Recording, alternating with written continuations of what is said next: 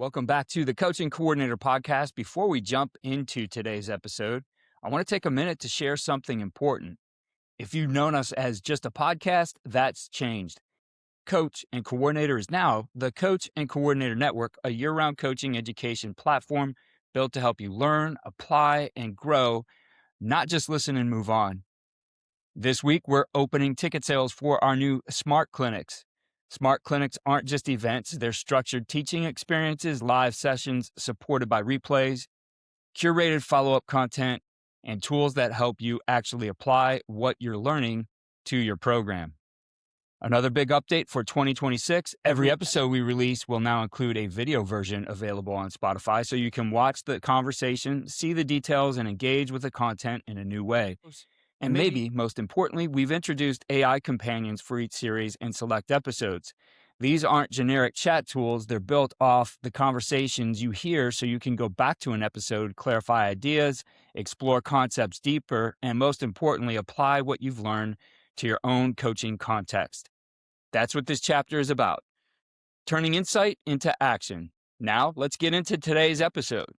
Today's episode is Richie Gray, a rugby coach, and he has his own company called GSI. You can find his equipment at Riddell.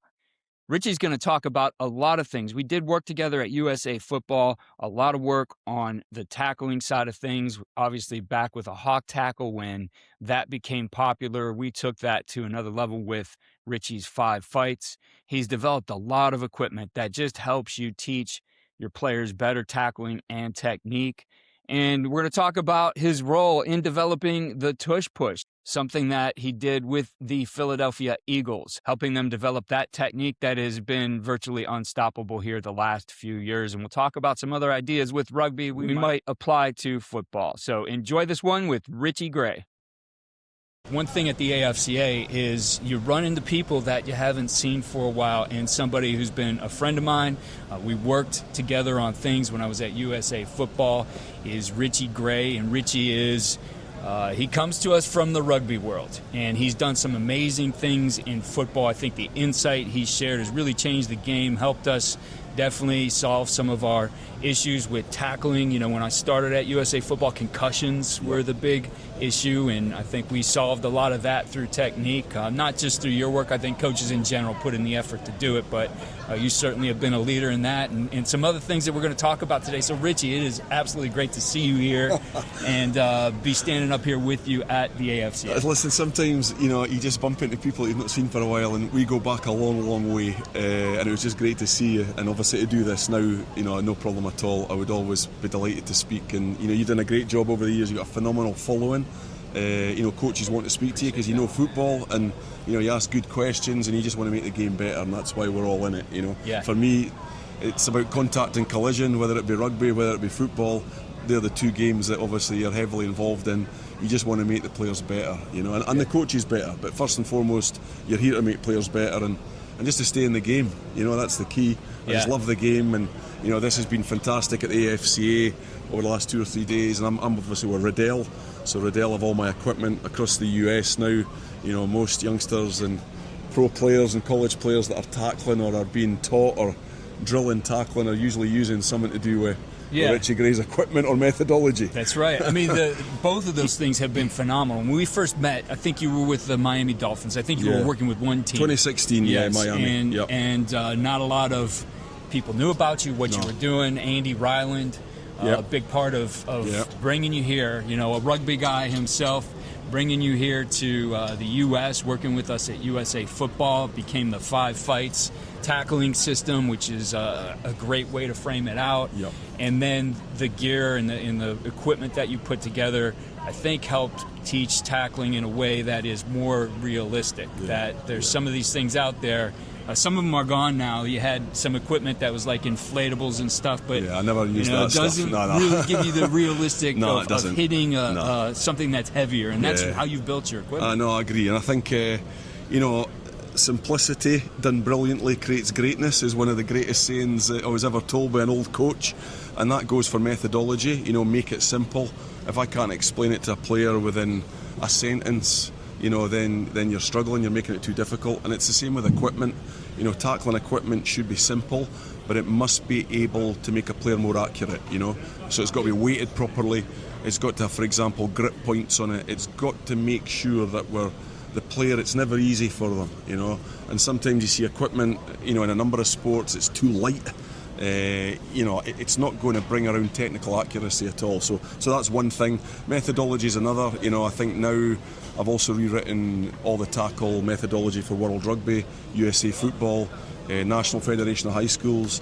I think we're into the millions now of coaches that have gone through it. So it's great to know. And it's funny, even over the last 2 or 3 days, people come up and say, 5 fights, still using your methodology. You know, so it's great. It really is. And you said it, you know, you never do it on your own.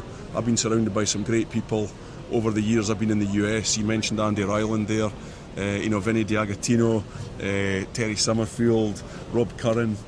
All these guys are way back at the start, you know, that were writing all the USA football, that maybe helped a rugby guy footballify some of my terms, you know. So, as they say, no man is an island, so you've got to have good people around about you, and I would always give them credit for that. Yeah, the methodology now being used with 20, we said started with 2016, 26 teams now. Miami, in the NFL. Well, I think the last count, Riddell told me this weekend, I think there's 24 or 26 teams now using GSI performance system. And obviously the system's different levels and heights of bag. There's obviously grip bags, there's grapple bags. We've just launched a new product called the tackle legs, which is incredibly simple, but actually will revolutionise the way that we tackle, because for years, Keith, I've watched YouTube videos and, you know, you see social media where you're seeing youngsters coaching step over dummies, and I know that's sometimes all we have, but we're never going to make them any better. You know, step overs are for stepping over. They're not for tackling. Right. So we've created the legs now that are, you know, they're all different segments, incredibly difficult to control, but in that way, that's the beauty of them. You know, it makes it a lot easier. And they go from pro right down to your Pop Warner. Right. You know, so we've got 3 different sizes. This year, the Jacksonville Jaguars, thankfully, they trialled them for me for the whole season. Loved them, so once an NFL team's happy with them and the guys are giving me good feedback, we then decided we're going to take them to market or not, and we thought, right, we'll launch them at the AFCA.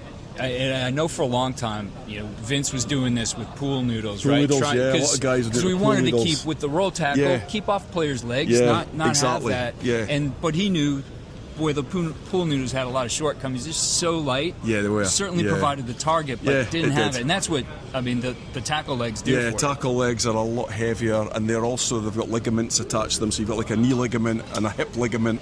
So you can control the middle section, but the top and the bottom are still loose. So you've got to control the movement and kind of reshape within the tackle. So great training aid. The feedback's been phenomenal over the last 3 days. So we're going to be busy, I think, over the next 6 months or so. I think so. What's been really fun, and you know, you and I used to talk a lot more frequently when we were with USA Football.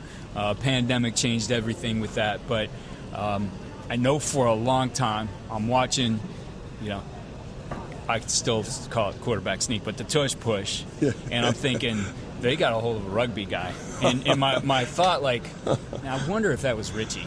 Like, well, I don't know. Nobody would ever have known. Jason Kelsey let it out of the bag on his podcast. Yeah, he did. Nobody would ever have known. And I was actually brought in, Ted Rath's a good friend of mine who's now down the performance director at the Saints.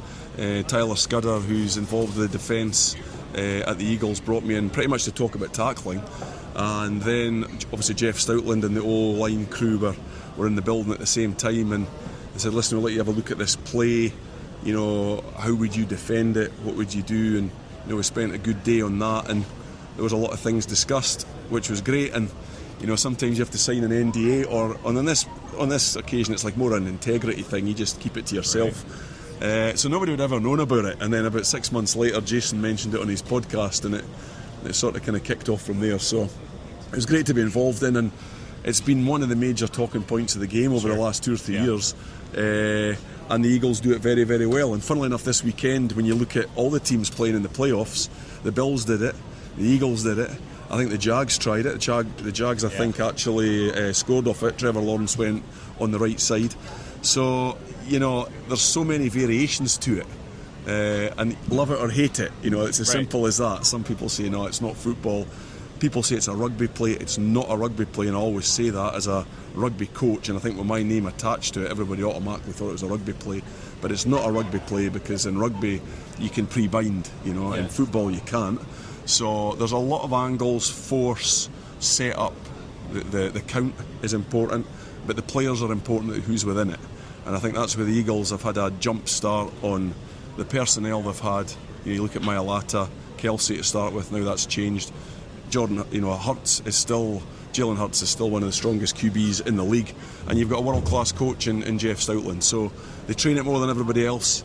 On saying that though, and I like seeing this because innovation's great, but it's always countered by new innovation. It has been stopped a few times this year. So, there was discussion last year of banning it. Will that argument come up again? Who knows? Well, I mean, they've made an emphasis on officiating it the right way. I would hate to see it banned. I mean, it is a good football play. Well, from a defensive, and Keith, for me, I'm a defensive-minded guy. I want to break it.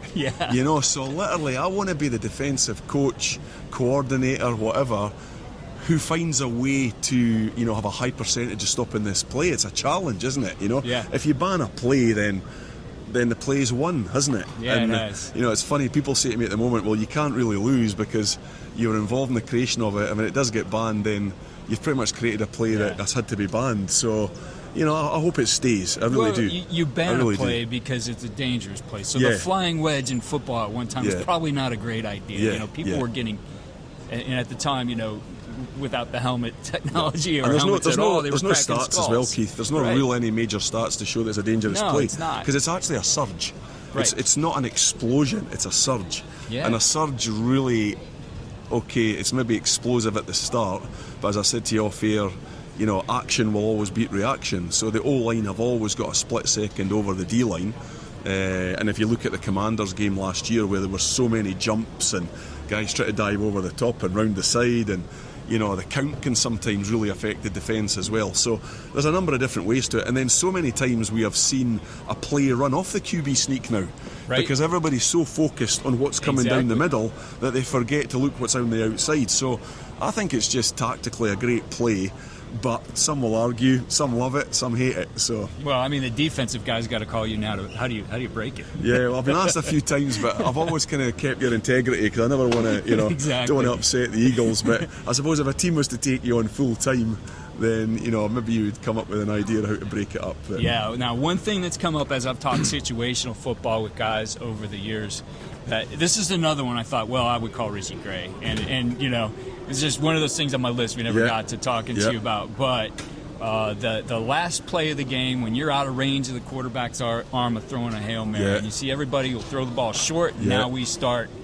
playing the rugby style. We're just going to keep pitching keep moving the ball. Keep now, moving what it. I see most teams do when that happens, instead of advancing that ball down the field they towards go backwards. they go backwards. Throw backwards, and there's not really a good plan with it. So I want your rugby mind around how do we do that better? Yeah, I still think it could be done better. So I always like special teams in some ways, because special teams are possibly most like rugby because it's open field tackle, it's an open field play. But you're right, I think teams that have done it, the switches, the pass left, the pass right, over the top, when there's nothing left to play for and you've got to go all out, I still think that could be better organised, especially with screens, so that you've got players that are going to help in the pass being maybe slightly hidden, and also you can move in space, but you'd possibly have to get your players also to practice a better type of underhand spin pass. A lot of these guys toss the ball. A toss usually floats, whereas if you can spin pass it, it gets there far quicker.